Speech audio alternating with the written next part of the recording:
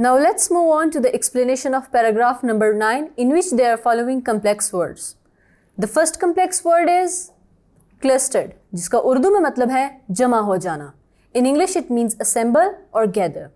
The second complex word is lit up, जिसका उर्दू में मतलब है रोशन करना. In English it means to brighten or illuminate something. The third complex word is matted bed, which means चटाई का बिस्तर. In English it means bed covered with mats. The fourth complex word is wrapped, जिसका मतलब है लिपटे हुए, enfolded or covered. The next complex word is courtyard, जिसे उर्दू में सहन कहते हैं. In English it means open area of ground surrounded by buildings or walls. The next complex word is gratified, which means mutmiyan. In English it means pleased or happy. The third last complex word is dazed, जिसका उर्दू में मतलब है हैरान.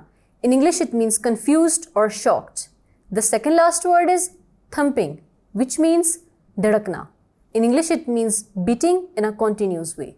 And the last complex word is pendant, जिसका उर्दू में मतलब है हार. In English it means locket. Paragraph number 9 में राइटर हमें ये बताता है कि आधे घंटे के बाद मौलवी अबुल जब घर लौटता है तो उसकी बीवी उससे ये सवाल करती है कि ये इतनी ज़्यादा खुशबू कहाँ से आ रही है. फिर उसकी बेटी मेहरून भी उसकी तरफ देख के कहती है कि हाँ, ये इतनी ज़्यादा खुशबू कहाँ से आ रही है, पूरा घर इससे भर गया है. लेकिन वो खामोश रहता है, जिस पे उसकी बीवी उससे पूछती है कि यार क्या माजरा है. सबसे पहले वो अपनी बड़ी बेटी की तरफ देखता है, फिर वो अपने बच्चों की तरफ देखता है जो कि एक कतार में खड़े होते हैं. और ऐसा लग रहा होता है कि उसके बच्चे बड़ी ही पुरउम्मीद आंखों से उसकी तरफ देख रहे हैं, जैसे उनके वालिद उनके लिए कुछ ना कुछ लाए होंगे. अब बच्चों को ना मायूस करना चाहता है वो, इसीलिए उनसे कहता है कि आज सबको रोटी के ऊपर कुछ चीनी मिलेगी. अब उसकी ये तरकीब काम आती है और बच्चे बहुत ज़्यादा खुश हो जाते हैं, उनके चेहरे पे खुशी का इजहार होता है. फिर वो अपनी बीवी को लेकर सहन के कोने में जाता है और उसको वो तमाम माजरा सुनाता है जो उसके साथ मस्जिद में हुआ.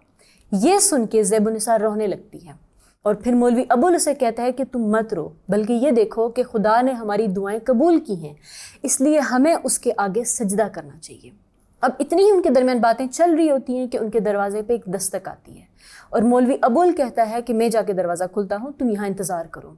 अब जब वो दरवाज़ा खोलता है तो आगे से चौधरी साहब आते हैं और वो उसको बहुत मुबारक देते हैं. अब उनकी अपीयरेंस ये बताई गई है कि उन्होंने उस वक्त शॉल ओढ़ा होता था और वो उसमें लिपटे थे और एक हाथ से वो मुसाफा करते हैं, यानी कि हाथ मिलाते हैं और फिर कहते हैं कि देखें मेरी मेहनत रंग लाई, आपको बहुत बहुत मुबारक हो. और फिर मौलवी अबुल चौधरी साहब का शुक्रिया अदा करता है.